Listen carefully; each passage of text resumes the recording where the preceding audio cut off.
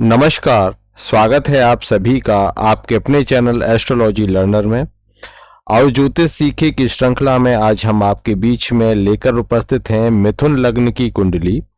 मिथुन लग्न की कुंडली में आज हम जमीन जायदाद, मकान, प्लॉट आदि के बारे में विश्लेषण करेंगे। भू संपत्ति का योग किसी व्यक्ति की कुंडली में है अथवा नहीं है, इस बात का विश्लेषण मिथुन लग्न की कुंडली पर आज किया जाएगा। तो सभी मिथुन लग्न की कुंडली अगर किसी की है तो वह आज की क्लास को अवश्य देखें, या अगर आप ज्योतिष में रुचि रखते हो, एस्ट्रोलॉजी को सीखना चाहते हो, तो निश्चित रूप से ये फलित सूत्र आपके बहुत काम आने वाले हैं, इसलिए इस क्लास को जरूर देखें। तो चलिए शुरू करते हैं आज के इस महत्वपूर्ण प्रकरण को।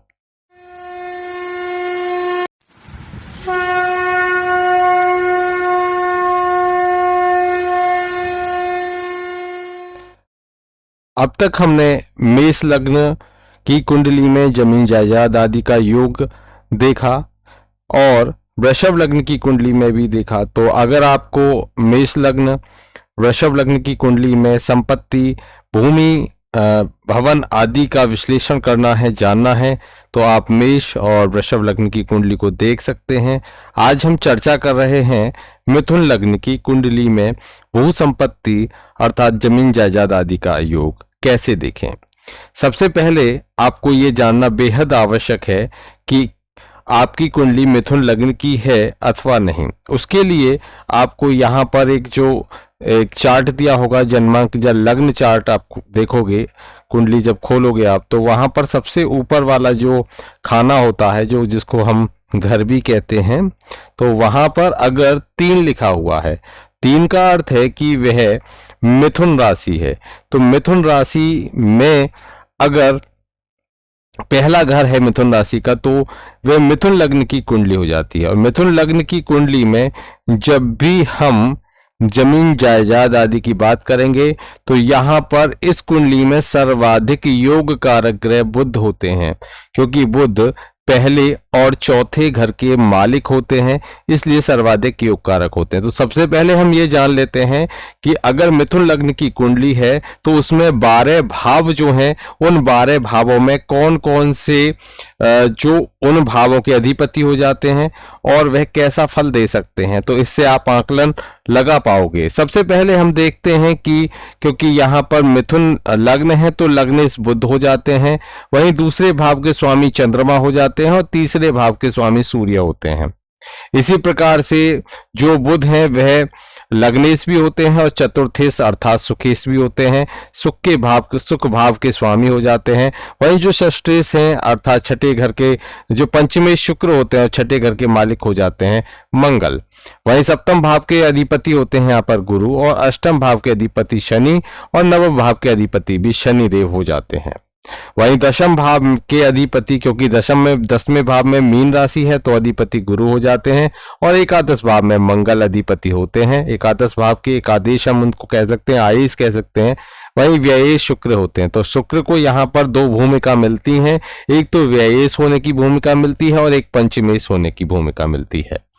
इसी प्रकार से प्रत्येक ग्रह को, सूर्य और चंद्रमा को छोड़कर 2-2 घरों के मालिक होते हैं। तो 2 प्रकार की इनको एक तरह से हम कह सकते हैं कि 2 मंत्रालय इनको दिए जाते हैं। सूर्य और चंद्रमा को मिथुन लग्न की कुंडली में, वहीं चंद्रमा धन भाव के अधिपति हो जाते हैं, धनेश हो जाते हैं, और वहीं जो सूर्य है वो पराक्रमेश हो जाते हैं अर्थात पराक्रम को देने वाले होते हैं। छोटे भाई बहनों से संबंधित विश्लेषण भी हम सूर्य को ही ध्यान में रखकर करेंगे। अब देखिए, क्योंकि हम यहाँ पर मुख्य रूप से जो विश्लेषण कर रहे हैं मिथुन लग्न की कुंडली में, यहाँ पर हम मंगल देव को ध्यान में रखना होगा, क्योंकि जब भी भूमि भवन आदि की चर्चा की जाएगी तो उसके कारक ग्रह मंगल रहते हैं। तो मंगल का कुंडली में बलवान होना, शुभ स्थिति में होना, त्रिकोणस्थ होना, उच्चस्थ होना, अगर ये स्थितियां मंगल के साथ में हैं, षडबल में बहुत अच्छी स्थिति मंगल की बनती है, तो निश्चित रूप से आप ये कह सकते हैं कि ये कुंडली बहुत ही अच्छी रहेगी। किसके संदर्भ में? यह है जमीन जायदाद आदि के योग में कहीं ना कहीं अपनी मुख्य भूमिका यहां पर दिखाने वाले हैं। लेकिन इसके साथ साथ में हमको चतुर्थ भाव के अधिपति का भी विश्लेषण करना होगा। चतुर्थ भाव के अधिपति की अगर बहुत अच्छी स्थिति है, चतुर्थ भाव की बहुत अच्छी स्थिति है, चतुर्थ भाव को शुभ ग्रह देखते हैं, चतुर्थ भाव में कोई शुभ ग्रह बैठे हुए हैं, चतुर्थ भाव पर शुभ ग्रहों की दृष्टि है, चतुर्थ भाव के अधिपति जो होते हैं वह शुभ ग्रह शुभ स्थिति में बैठे हैं, शुभ ग्रह के साथ बैठे हुए हैं, त्रिकोण भाव में बैठे हुए हैं, उच्च स्थिति में बैठे हुए हैं, तो इन सभी स्थितियों में उस व्यक्ति के जीवन में अनेक भूमि भवनों की कभी नहीं होगी, हमेशा संपन्नता बनी रहेगी, सुखद स्थिति उसको प्राप्त होगी, यह सुख उसको हमेशा प्राप्त होगा। जैसे कि यहाँ पर हम अगर देखें तो जो चौथे घर के मालिक हैं, जो चौथे घर के मालिक हैं वह कौन है? यहाँ पर बुध है। अगर बुध स्वयं यहाँ पर विराजित हो जाए, अगर बुध स्वयं चतुर्थ भाव में विराजित हो जाते हैं तो यहाँ पर ये बुध उच्च के हो जाते हैं, और जब ये उच्च के हो जाते हैं और साथ ही साथ उच्च स्थिति होने के साथ में ये क्योंकि खुद चतुर्थ भाव के अधिपति भी होते हैं, और अगर ये चतुर्थ भाव में ही बैठे हुए हैं, वैसे कहा गया है कि बुध का चतुर्थ भाव में होना कहीं ना कहीं संपत्तियों को देने में, भूमि को देने में कहीं ना कहीं वह कठिनाई देता है चतुर्थ भाव में होने पर। लेकिन क्योंकि यहां पर अगर हम देखें तो योग कारक ग्रह कौन है?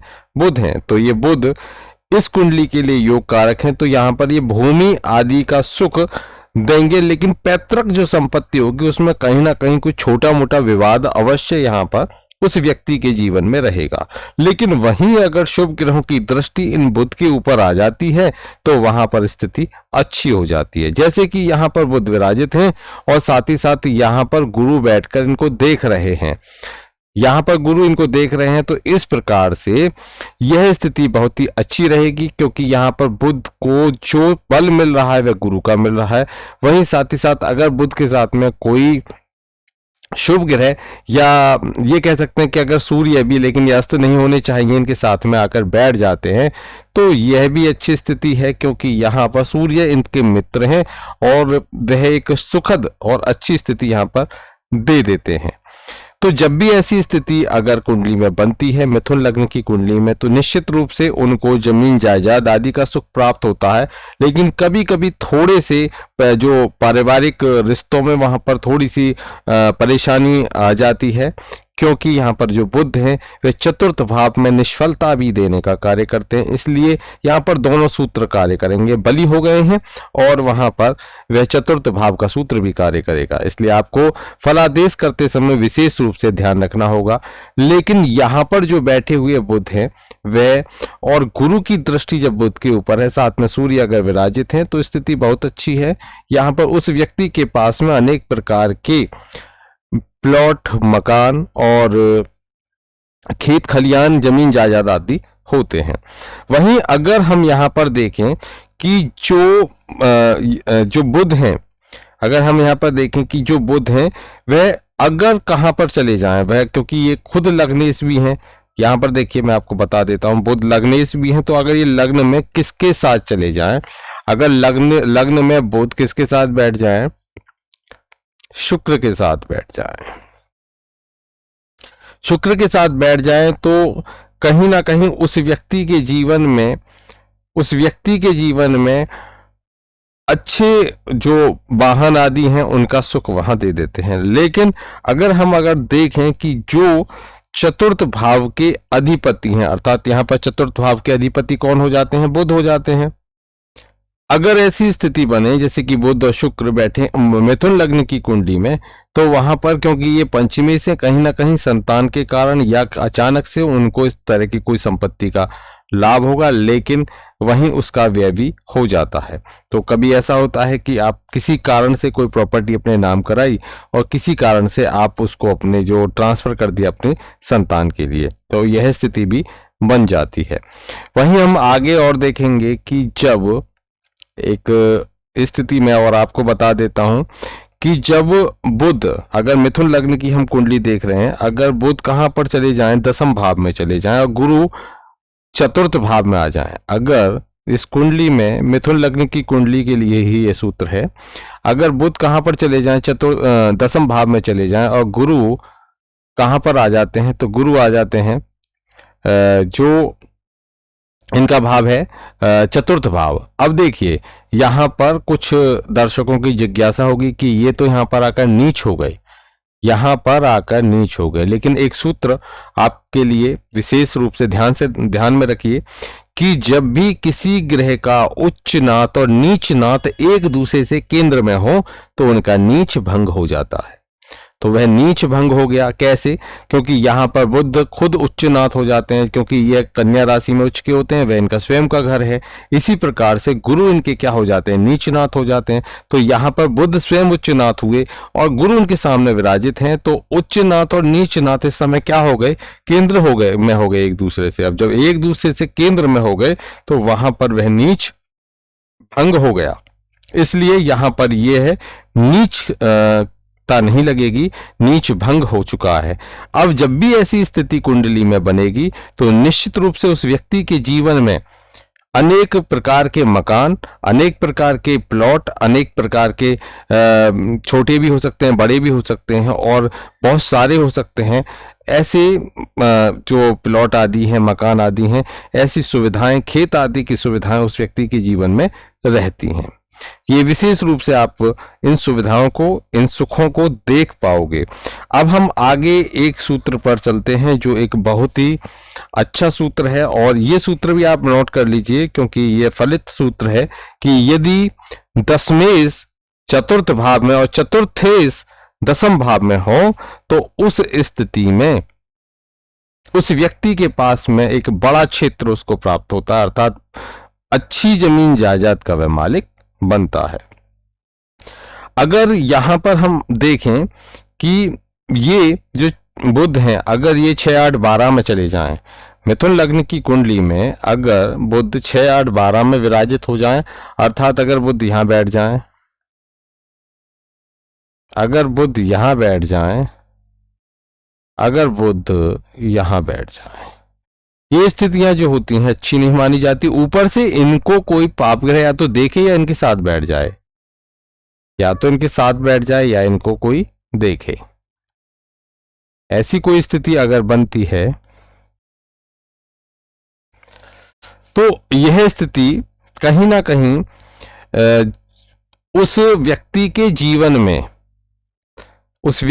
जीवन में संपत्ति अर्थात भू संपत्ति का कहीं ना कहीं नाश कराता है, उसको बिकवा देगा, उसको कोर्ट केस में फंसा देगा, उससे संबंधित कुछ परेशानी अवश्य देगा। तो ऐसी स्थितियां बन जाती हैं। तो यहां पर विशेष रूप से ध्यान देना चाहिए मिथुन वालों के लिए। अगर बुध की यह स्थिति है तो उनको विशेष रूप से सावधान हो जाना चाहिए और वहां पर बुध से संबंधित शांति आदि करानी चाहिए। उनके पास में जो ग्रह बैठे हुए हैं उसकी भी शांति करानी चाहिए। आगे बढ़ते हैं हम कि यदि जो बुध हैं और शनि हैं, यदि ये 11वें भाव में चले जाएं, अब देखिए ध्यान से देखिए, अगर बुध और शनि ये कहां पर चले जाएं? 11वें भाव में चले जाएं। देखिए यहां पर ये 11वें भाव में अगर ये चले जाते हैं, क्योंकि यहां पर शनि कौन हो गए? अष्टमेश भी हो गए और शनि यहां पर नवमेश भी हो जाते हैं। तो यहां पर हम नवमेश के आधार पर देखें कि ये कहां पर चले जाएं, ये एकादश भाव में चले जाएं, 11वें भाव में दोनों चले जाएं। अब यहां पर आप देखोगे कि यह स्थिति कहीं ना कहीं, क्योंकि शनि यहां पर क्या हो जाते हैं? शनि यहां पर नीच हो जाते हैं। तो यहां पर आपको एक सूत्र विशेष रूप से ध्यान रखना होगा कि शनि नीच हो जाते हैं, लेकिन यहां पर जो बुध के साथ में बैठे हुए हैं एकादश भाव में। अब आपको देखना होगा कि शनि का यहां पर नीच भंग होना चाहिए, अर्थात शनि का नीच भंग कब होगा? जब शुक्र और मंगल, ध्यान से सुनिए, जब शुक्र और मंगल एक दूसरे से कहां होंगे? केंद्र में होंगे। एक दूसरे से जब शुक्र और मंगल एक दूसरे से केंद्र में होंगे तब यहां पर नीच भंग हो जाएगा शनि का। तो इसलिए यहां पर हमको शनि का नीच भंग हम कैसे करेंगे? देखिए यहां पर शुक्र विराजित हो जाते हैं, यहां पर शुक्र विराजित हो जाते हैं, और अगर यहां से शुक्र से यहां पर मंगल है, मान के चलिए यहां मंगल है, तो ये एक दूसरे से केंद्र में है। जब एक दूसरे से केंद्र में होंगे तब ये सूत्र बिल्कुल फलित होगा, निश्चित रूप से फलित होगा कि यहाँ पर बुध और शनि बैठे हों और शनि का मिथुन लग्न की कुंडली में नीच भंग होता हो। उस स्थिति में यह योग प्रबल कार्य करेगा और उस व्यक्ति के पास में बहुत अधिक जमीन जायदाद, वाहन और यहां हम ये कह सकते हैं कि संपत्ति का सुख उसको प्राप्त होगा। उसके पास में अनेक मकान होंगे, उसके पास में अनेक खेत खलिहान होंगे, उसके पास में अनेक भवन आदि की जो सुख है उसको प्राप्त होगा। चलिए बढ़ते हैं आगे और यहां पर हम इसको और एक तरीके से और समझ सकते हैं। यहां आप इसको समझ चुके होंगे। आगे यदि किसी व्यक्ति की कुंडली में जो बुध हैं वह कहां पर बैठे हों, यदि बुध बैठे हों, यदि किसी व्यक्ति की कुंडली में बुध बैठे हों, कहां पर बैठे बुध, तो ये अगर यहां पर बुध बैठे हों, अगर बुध दूसरे घर में बैठे हों, अगर बुध दूसरे घर में बैठे हों, देखिए ध्यान से, या फिर बुध बैठे हों पंचम घर में, पंचम भाव में, या फिर यहां पर बुध बैठे हों यहां बुध बैठे हों, ये स्थितियों में उस व्यक्ति के पास में एक स्थान पर ही नहीं, एक शहर में ही नहीं, कम से कम 2 शहरों में उसके पास में कोई जमीन जायदाद हो सकती है, कोई उसके नाम मकान हो सकता है, कोई उसके नाम पर प्लॉट हो सकता है। और ये कब होंगे, जब भी बुध की दशा, अंतरदशा, साथ ही साथ जिस घर में बैठे हुए हैं उस ग्रह की भी दशा हो या अंतरदशा उनके साथ में हो। तो ऐसी स्थिति जब भी बनेगी तो यह स्थिति उस व्यक्ति के लिए शुभ कारक होगी। उस व्यक्ति के जीवन में 2 शहरों में कहीं ना कहीं मकान की जो सुख है उसको प्राप्त होगा। एक स्थिति और हम देख लेते हैं। देखिए, ये अधिकतर कुंडलियों में देखा गया है। जो मैं आपको बताने जा रहा हूं, ये सूत्र आप विशेष रूप से लगाकर देखिए, नोट कर लीजिए आप, कि जब भी मिथुन लग्न की हम कुंडली देखेंगे तो उसमें हमको क्या देखना है कि जो चतुर्थ भाव के स्वामी, अर्थात हम यहाँ पर बात करेंगे, स्पष्ट रूप से मैं आपको बताऊंगा कि जो बुध है, मिथुन लग्न की कुंडली में देखिए कि जो बुध है और जो शनि है, ये कहां पर, अभी हमने आपको बताया कि ये स्थिति बताई थी कि बुध और शनि ये यहां पर विराजित हो जाए एकादश भाव में और नीच भंग होता हो, ये आपको ध्यान में रखना है। साथ ही साथ इन पर शुभ ग्रहों की दृष्टि हो, जैसे कि मानकर चलिए कि इनको 1 2 3 4 5 अगर गुरु यहाँ पर बैठे होंगे तो, लेकिन अगर ये स्त्री की कुंडली होगी तो कहीं ना कहीं ये प्रॉब्लम क्रिएट करेगी, क्योंकि गुरु का सप्तम में बैठना ठीक नहीं होता।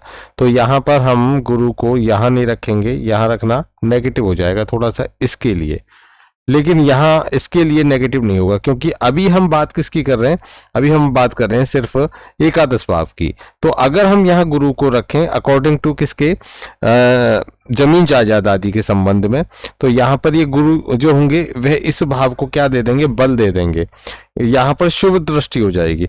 आप यहाँ पर भी इनको रख सकते हो। साथ ही साथ अगर गुरु यहाँ विराजित हो जाए तो देखिए यहाँ भी शुभ नहीं माने जाते, क्योंकि ये भी कारक भाव है, कारक में कारक का होना अच्छा नहीं होता। लेकिन हमको क्या देखना है इस समय, हमको देखना है कि संपत्ति के आधार पर, जमीन जायदाद के आधार पर, तो वहां पर यह स्थिति जो होगी, क्योंकि यहां से पंचम दृष्टि, यहां से सप्तम दृष्टि। अब देखिए नवम दृष्टि देख लेते हैं, 1 2 3 4 5 6 7 8 9, तो यहाँ ये स्थिति अच्छी रहेगी। तो गुरु अगर यहाँ पर बैठे हुए हैं तो कोई प्रॉब्लम क्रिएट नहीं होने वाली, और यहाँ ये स्थिति अच्छी नहीं होती वैसे गुरु की।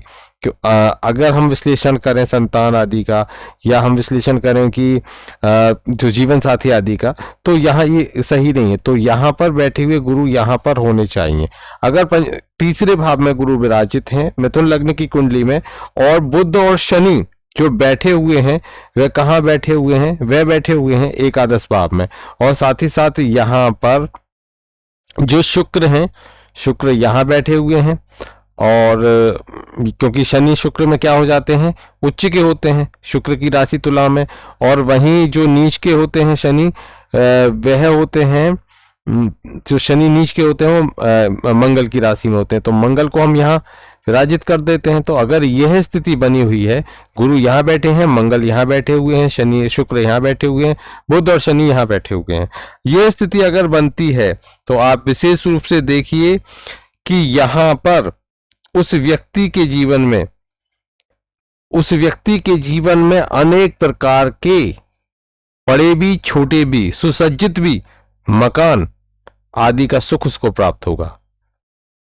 एक बड़े जमीन के भाग का वह मालिक होगा, उसको उसका सुख होगा। ये आपको ध्यान में रखने हैं। तो ये कुछ विशेष सूत्र हैं।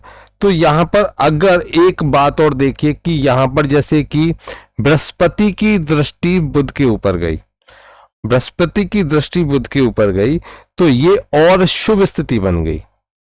या फिर बृहस्पति खुद इनके साथ में विराजित हो जाए, ऐसी स्थिति भी हो सकती है कि यहां पर हम जैसे कहते हैं कि यहां रखे, अगर यहां पर गुरु साथ में बैठ जाए। अब यहां पर बुध शनि और गुरु की स्थिति हो गई, मंगल शुक्र इस प्रकार से हो, तो यह स्थिति बहुत ही सुंदर स्थिति है, बहुत ही सुंदर स्थिति है कि इसके बारे में हम जितनी बात करें उतना कम है। तो उस व्यक्ति के पास में खूब अच्छी खासी जमीन जायदाद आदि होती हैं।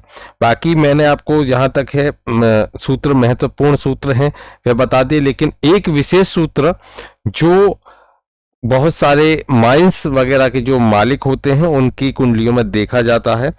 तो यदि कुंडली में जो बुध हैं, बुध हम मिथुन लग्न की कुंडली में देखें तो जो बुध है, एक तो बुध को आपको देखना होगा, बुध।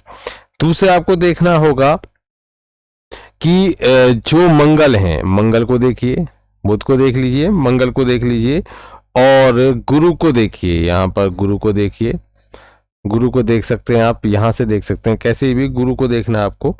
और शनि को देखिए, गुरु को देखिए, शनि को देखिए, यहाँ पर इनको आप देखिए। साथ ही साथ शुक्र को भी आपको देखना होगा। तो हम किस किस के साथ को देखेंगे, बुध को देखेंगे, मंगल को देखेंगे, शनि को देखेंगे, गुरु को देखेंगे, शुक्र को देखेंगे। इनके यदि ये एक साथ 6, 8, 12 को छोड़कर एक साथ किसी भी भाव में बैठे हुए हैं, एक साथ किसी भी भाव में, जैसे कि मानकर चलिए, अब यहां पर आप इसमें ये नहीं देख पाओगे कि कौन की स्थिति क्या है। जैसे मानकर चलिए मैं सप्तम भाव को देख लेता हूं, या हम लग्न भाव को देखते हैं कि लग्न में बुध बैठे हुए हैं, लग्न में मंगल बैठे हुए हैं, लग्न में शनि बैठे हुए हैं, और लग्न में गुरु भी बैठे हुए हैं, और शुक्र भी बैठे हुए हैं। देख लीजिए 1, 2, 3, 4, 5। अगर ये 5 ग्रह एक साथ लग्न में बैठे होंगे तो वह व्यक्ति जीवन में बहुत ही उत्तम सुख प्राप्त करेगा। अर्थात उसको सुख किसका होगा, खूब उसके पास में माइंस होंगी, माइंस का मालिक होगा, खानों का मालिक होगा, वह अनेक प्रकार की खान उसके पास में होंगी, और उसके पास में बहुत बड़ा जमीन का जो भूभाग है उसके पास में रहता है। अनेक शहरों में उसके मकान होते हैं, भवन होते हैं, और सुसज्जित भवन की हम संज्ञा देंगे कि सुसज्जित भवन उसके पास में होते हैं। यह स्थिति बहुत ही उत्तम स्थिति रहेगी मिथुन लग्न की कुंडली में। अब मानकर चलिए कि अगर यहाँ पर ये इस भाव में स्थिति नहीं बनी, किसी की कुंडली में भाव में इसमें स्थिति बन गई, केंद्र का ये भाव है, तो यहाँ पर देखिए यहाँ पर कौन नीच का होगा, यहाँ पर बुध नीच के होंगे। तो यहाँ पर फिर वही बात आ जाएगी कि बुध नीच के कहाँ पर होते हैं, यहाँ पर, अर्थात जो मीन राशि है, मीन में नीच के हो जाते हैं। तो लेकिन बुध के साथ में, क्योंकि उच्चनाथ और नीचनाथ केंद्र में हो, तो अगर ये दोनों यहीं बैठे होंगे तो नीच भंग हो जाएगा। ठीक है, तो कहीं पर भी किसी भी भाव में अगर ये सब बैठ जाए, पूरी कुंडली के अंदर किसी भी भाव में अगर ये बैठ जाते हैं तो अपना फल अवश्य देंगे, लेकिन बहुत अच्छी स्थिति में बैठे हैं तो बहुत अच्छा फल देंगे। वहीं 6, 8, 12 में चले गए तो कुछ फल में कमी आ जाएगी, लेकिन फल ये अवश्य देंगे। अब देखिए, अब यहां तक ये सूत्र आपको अच्छे से समझ में आ गया होगा। आगे हम बात करेंगे कि यदि किसी को जैसे कि मैं हमेशा ये बात करता हूं कि बहुत से लोग आते हैं कि कहीं पर जैसे कि आवंटन पद्धति चलती है, तो कहते हैं कि आवंटन पद्धति में वे लकी ड्रॉ में हिस्सा लें अथवा ना लें, अर्थात उनका लकी ड्रॉ में भवन निकल सकता है अथवा नहीं निकल सकता। तो आवंटन जो पद्धति है जिसके आधार पर एक लकी ड्रॉ होता है, तो उनको हिस्सा लेना चाहिए नहीं लेना चाहिए। तो इसका विश्लेषण अगर आपको करना हो तो आप किस प्रकार से करोगे, तो आपको कुछ बातें ध्यान में रखनी होंगी कि अगर हम मिथुन लग्न की कुंडली की बात कर रहे हैं तो यहां पर हमको मंगल को ध्यान में रखना होगा। किसको? मंगल को। अगर ये मंगल कहां पहुंच जाए, ये चतुर्थ भाव में पहुंच जाए, अगर ये यहां बैठे मंगल इस कुंडली के अंदर, और जो बुध हैं वह कहां चले जाएं, वह मंगल के घर में चले जाएं, अर्थात एकादश भाव में चले जाएं, ये ध्यान में रखना है। यह स्थिति बने तो भी उस व्यक्ति को कहीं ना कहीं पार्टिसिपेट करना चाहिए। उसको यहाँ पर इनकी दशा, मंगल की दशा हो, बुध की अंतरदशा हो, बुध की दशा हो, मंगल की अंतरदशा हो, ऐसी स्थिति बनेगी तो वहां पर उस व्यक्ति को इस समय काल में कहीं ना कहीं मकान आदि का अचानक से सुख प्राप्त होगा, अचानक से सुख प्राप्त होगा। इसके साथ साथ में अगर हम देखें कि जो बुध हैं और शनि है, अगर ये जैसे मैंने पहले बताया कि ये अगर एकादश भाव में है, 11वें भाव में है शनि और बुध, देखिए मैं अब बता देता हूं। अगर यहीं पर जो शनि है और बुध है, शनि देव और बुध अगर यहाँ एकादश भाव में हो, आपको नीच भंग अवश्य कर लेना है। नीच भंग होना चाहिए, नीच भंग होना चाहिए। तो अगर ऐसी स्थिति इनकी बनती है और साथ ही साथ इस दशम भाव में चंद्रमा भी बैठे हों, अगर यहां चंद्रमा भी विराजित हैं, चंद्रमा भी बैठे हैं, तो बिल्कुल निश्चित रूप से उस व्यक्ति को जहां पर शुक्र बुध की स्थिति, मंगल शुक्र बुध की और चंद्रमा की, ध्यान रखिए किस किस की दशा महादशा में ये फल होगा। तो आपको ध्यान किसको रखना है? शनि बुध और चंद्रमा को, इनकी महादशा, अंतरदशा, प्रत्यंतर दशा, इनमें वह योग बनेगा जो उस व्यक्ति के जीवन में अचानक से भू संपत्ति का सुख उसको प्रदान कराएगा। वह मकान हो सकता है, जमीन हो सकती है, कृषि की जमीन हो सकती है, कोई मकान बनाने के लिए कोई प्लॉट हो सकता है, या खुद कोई बना बनाया भवन हो सकता है। इन पर जितनी शुभ ग्रहों की दृष्टि होगी उतना ज्यादा अच्छा मकान इनको मिलेगा।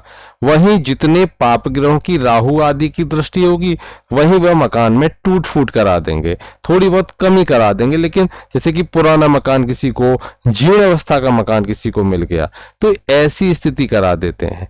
लेकिन उस व्यक्ति को इनकी दशा, महादशा, अंतरदशा में एक भूमि का जो सुख है वह प्राप्त होता है।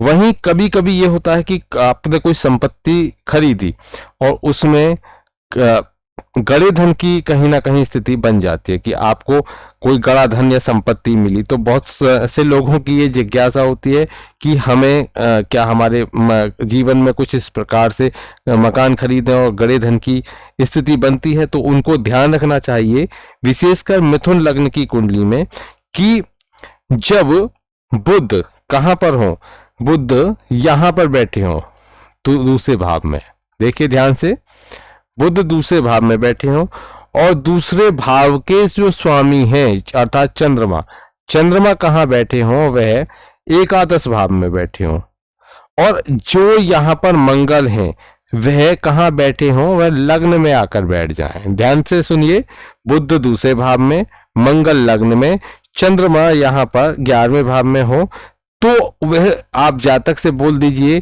कि जब भी बुध मंगल चंद्रमा की युति दशा बनेगी, अर्थात जब भी ये तीनों महादशा, अंतरदशा, प्रत्यंतर दशा की स्थिति में आएंगे, कहीं ना कहीं ये लाभकारी स्थिति बनेगी।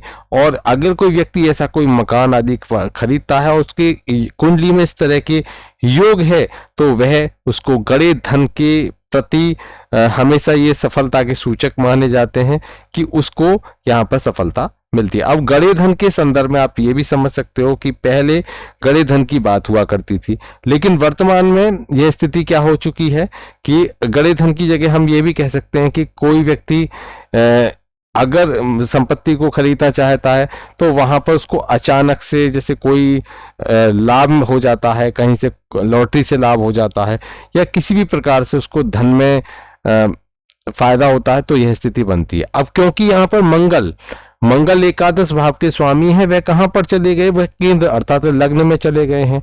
और वहीं जो चंद्रमा कौन है, वह जो दूसरे भाव के स्वामी है वह एकादश भाव में चले गए हैं।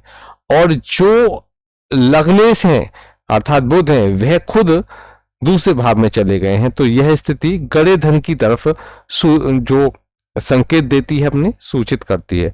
तो आज के लिए इतना ही। मिथुन लग्न की कुंडली से संबंधित अगर आपके कोई प्रश्न है तो हमें अवश्य लिखें। और अब हम आगे जो वीडियो लेकर आएंगे वह रहेगी कर्क लग्न की कुंडली में भू संपत्ति अर्थात जमीन जायदाद के योग को लेकर। तब तक के लिए जय श्री कृष्ण।